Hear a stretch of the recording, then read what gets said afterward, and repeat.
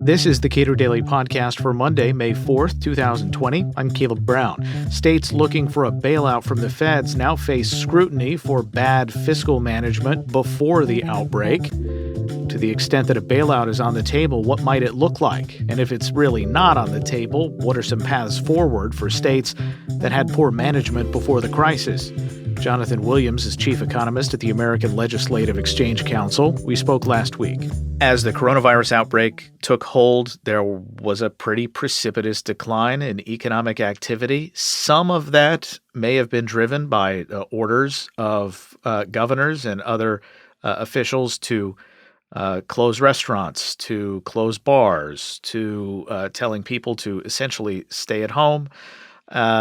So what do you make of this idea of the federal government essentially making up the gap for a lot of that lost revenue in the form of some sort of assistance or bailout? Well, first of all, I think it's important to remember that the federal government already has sent a good deal of money to states in the first three rounds of the federal packages that have been passed out of Congress, signed into law by President Trump, sent in the course of hundreds of billions of dollars to state and local governments to help make them whole and cover healthcare expenditures as it relates to the COVID-19 crisis. Of course, on top of that, you have the Federal Reserve action of liquidity, as well as the idea that they would buy state and local debt potentially. And this is kind of an unprecedented area within monetary policy. So there's been lots of federal action already. I think there's a whole lot of pushback right now from a lot of legislators that we work with at ALEC to say enough is enough. We think that states ought to govern themselves. There's going to be some very difficult days ahead in terms of balancing state budgets, but that's a prerogative of state level government. And I think they're nervous about a federal intervention, just like we saw 10 years ago with the shovel ready projects in the Obama era and the kind of strings that come with those dollars to the states. All right. And this isn't unprecedented in at least one way, and that is states typically have a mandate to have balanced budgets. We could quibble about what that really means or whether or not it's real with respect to states' ability to borrow. But to have the federal government provide a large cash infusion directly to state governments, does that give lie to the notion that states really can't spend more than they take in? Well, I think it's a very interesting question. I mean, I think you have to look at, first of all, federal involvement in the states does create a huge moral hazard problem of states not ending up wanting to take care of their own problems, because if they have the expectation that every time we have a financial crisis or economic downturn, or in this case, kind of a government suppression of the economy for health reasons, the states are just going to continue to overspend and overtax. And next time we get into this kind of a business cycle, or some sort of a slowdown, they're going to expect the federal aid to the states. And at the end of the day, just because you federalize a problem and take a problem from the state or local level to the federal level doesn't make the underlying problem go away. And of course, the underlying problem for most states, Illinois and California and New York, get a lot of the attention. New Jersey, is they have overspent, overtaxed, lost competitiveness as a result, and made huge promises to pension systems that they have not been able to continue to fund. That fundamental dysfunction at the state level does not go away by patching it over with federal funds, unfortunately. Bloomberg reports Treasury Secretary Steven Mnuchin says states that had poorly managed budgets before the COVID-19 outbreak sent their economies reeling, should not be rescued by the federal government. Now, that brings into play the idea of state-level bankruptcy, which, as far as I know, we've never really seen. Yeah, that's right. And Secretary Mnuchin is right on point there, in that states had 4 or 5 years in a row of record revenue in many cases, outside of a few outliers in recent years because of the strong national economy. And so there's really very little reason that there should be a budget crisis in this short term of the pandemic. There should be lots of rainy day funds stocked away. I know Chris Edwards at Cato, my friend, has documented many states have done a good job in stocking away funds for rainy day, for unemployment insurance, many other things to help states get through this, what hopefully is a shorter intermediate period of declining revenue. Now, you raise an interesting question when it comes to bankruptcy. I get asked about this all the time when I'm on the road talking to state lawmakers. And of course, the initial response is always there's no provision in US bankruptcy law for states to go bankrupt, and there's no constitutional provision for state bankruptcy. Obviously, municipal levels of government go bankrupt quite often, unfortunately, with the Detroit and other examples. But I think to some degree there would have to be changes, at least in federal law, if not the Constitution, to even allow for that discussion of a state bankruptcy proceeding. For states that have these large obligations, and bankruptcy becomes an option somehow, you would think that that would wreck their bond rating, that it would require that people who have been promised benefits from the government, in particular pensioners, in particular public employees who have what can be viewed as pretty strong contractual obligations to remain employed by the state. That's all that has to be all on the table in those kinds of situations. It would be. I mean, you look at the Detroit example of how something like this played out with Judge Stephen Rhodes presiding over that situation. I'm a Michigan native, as you know, Caleb, so I watched that with extra situation on my end, an interest, I should say, is that everyone takes a haircut in these scenarios, unfortunately, and they're all painful, whether they're investors that have put investments for their retirement in bonds at the municipal level or state level bonds, whether it's the pensioners that are expecting that payment in retirement, and really state government has, in many cases, a legal or at the very least a moral obligation to honoring those promises that were made, right? But in the states of Illinois, let's say, where Bruce Rauner, former governor, who tried to make some headway into the hundreds of billions of dollars of unfunded pension obligations in that state, and some of his predecessors even found that based on their Supreme Court rulings, the hands of governors and hands of individual legislators are tied, and that there was even a proposal to change future cost of living COLA benefits for future hires in Illinois, and that was determined to be unconstitutional based on their state constitutional restrictions. So there is the argument to say that may be the only way that some of these states are able to get out from under restrictions on what they can do to reform pensions. Otherwise, it's going to be a discussion certainly over, do you cut other spending and reprioritize spending, or do you raise revenue? Uh, to the extent that the feds are providing these funds to help states that have, arguably done the right thing by reducing economic activity. I won't say anything about the orders necessarily, but individuals within those states, to the extent that they were doing the right thing, they were reducing their economic activity. Is there a way around giving money directly into the hands of state lawmakers and governors that would have largely the same effect?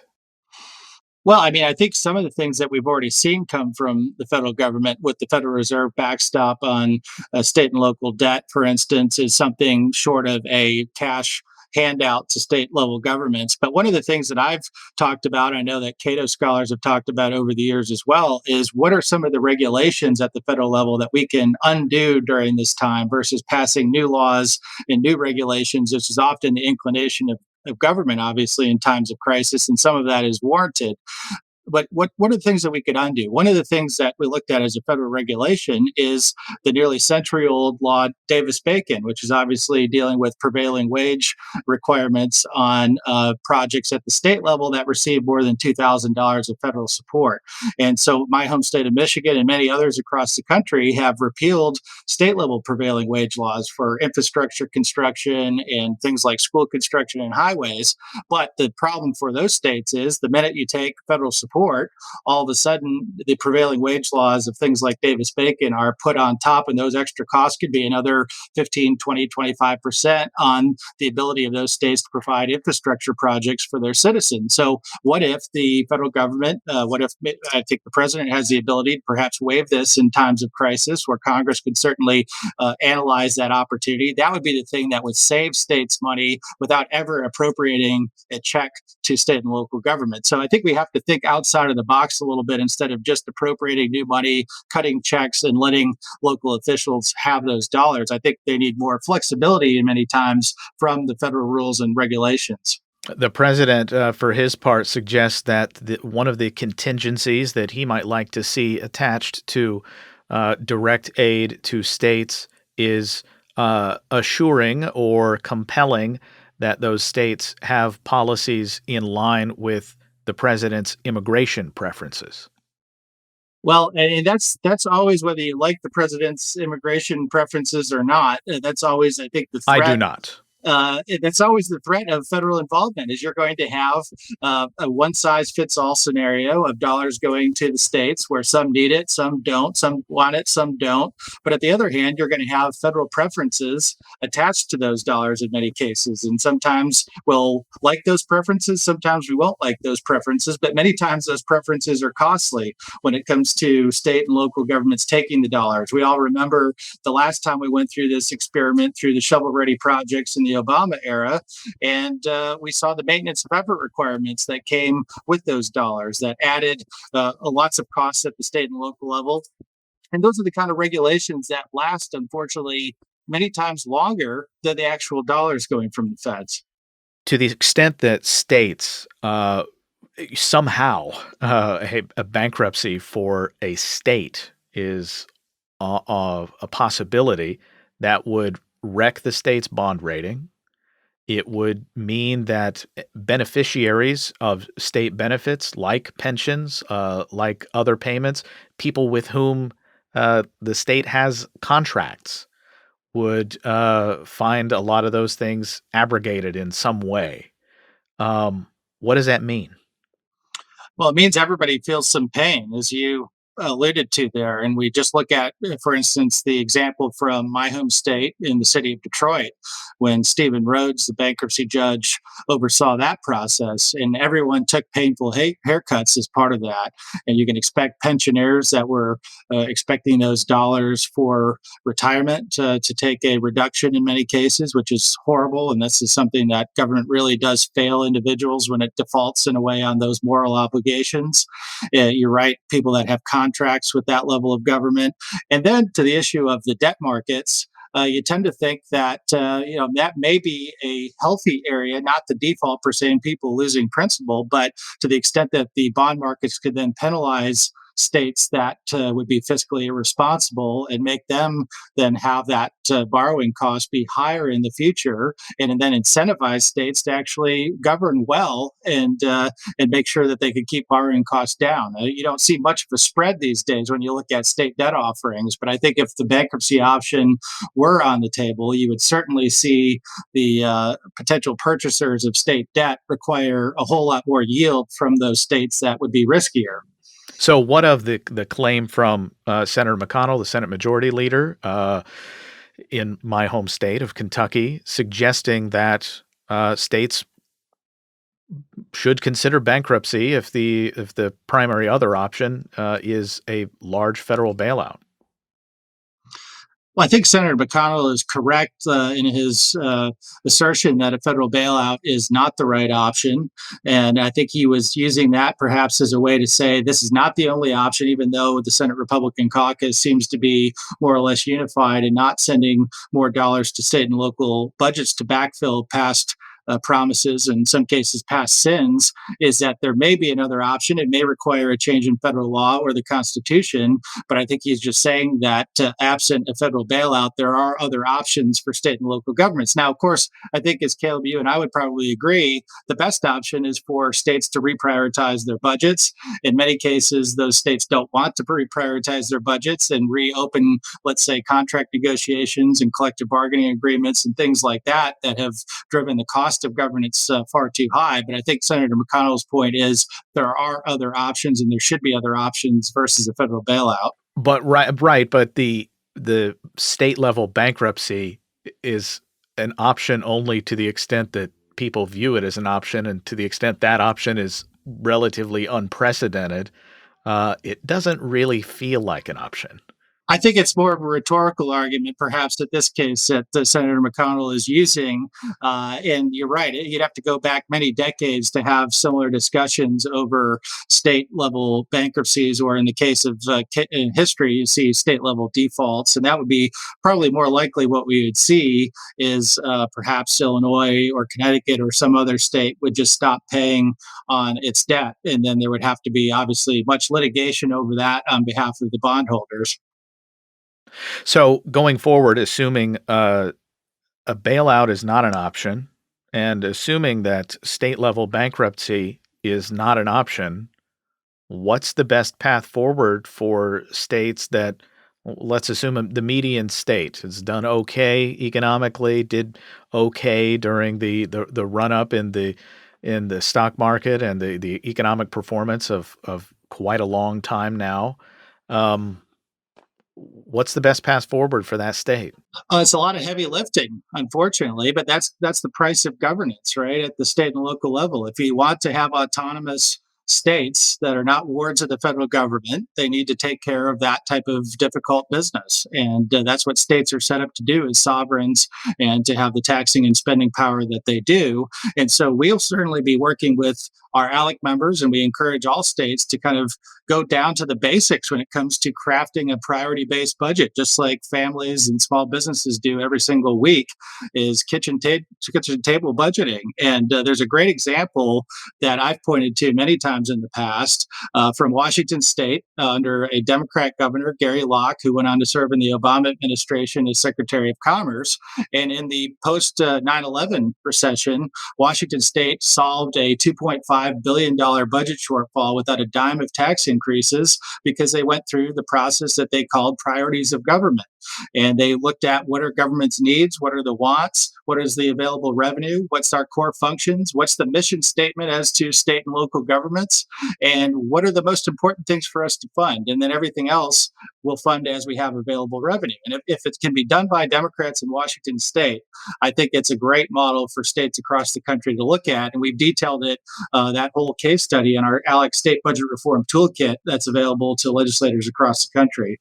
I think the coronavirus has presented, has put into sharp relief the fact that when you take pension funds and you invest them in the stock market or in investments that are like alternative investments that are not public in a sense, that in the times of some economic downturn, the point at which the state needs to be able to move revenue from one place to shore up pension funds is exactly the time that it does not have that option.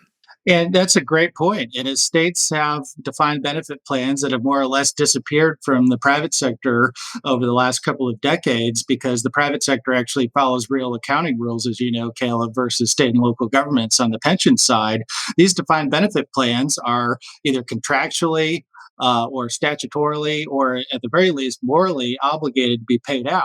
And so for many years, states had chosen a mix of investments that would match the risk of the payout, which is it's absolutely going to be paid out at the end of the day, absent some sort of state bankruptcy proceeding like we've been talking about. But in recent years, states have been drawn to the allure of chasing high returns. And now the average assumed rate of return across state and local pension plans is still way north of 7%. And states have gone into alternative investments. And I think they're going to rue the day, for instance, in this current market, that they have heavily invested in commercial real estate in a lot of cases, or wild chasing wild returns that are going to come back and absolutely bite state budgets going forward. And it's a bad incentive problem, as you know, like a lot of things when it comes to government policy making and some of the financial consequences. Is these defined benefit plans are so underfunded. Our study annually at ALEC shows $5 trillion in unfunded pension obligations in the 290 or so state administered plans around the United States. Elected officials have the political incentive to get the benefits up front, make the promises, not make the payments over time without real accounting rules. There's nobody that's held account to that. And then they know that the bills come due in these defined benefit plans long after their tenure in office will be finished. And so that is the political problem of defined benefit plans. And unfortunately, as you point out, with losses in the market, it's going to exacerbate that problem. Yeah, the backstop ultimately for states with respect to pension funds is the ability to tax, and right now that's not realistic. And you look at a state like Illinois, and it's a state that's already an outlier within the region with low tax Indiana and Iowa and Wisconsin and Missouri, among others in the region. To pay off the liabilities that Illinois has unfortunately accrued over now several decades in its defined benefit plans, you'd be talking about massive amounts of tax increases that would just not be politically feasible. So they're caught in this catch 22. And then you have their Supreme Court in Illinois ruling that you can't even change the COLAs, the cost of living increases on future employees. So they do feel like they're probably in a catch 22 in Illinois. Jonathan Williams is chief economist at the American Legislative Exchange Council. We spoke last week. Subscribe to the Cato Daily Podcast wherever you please and follow us on Twitter at Cato Podcast.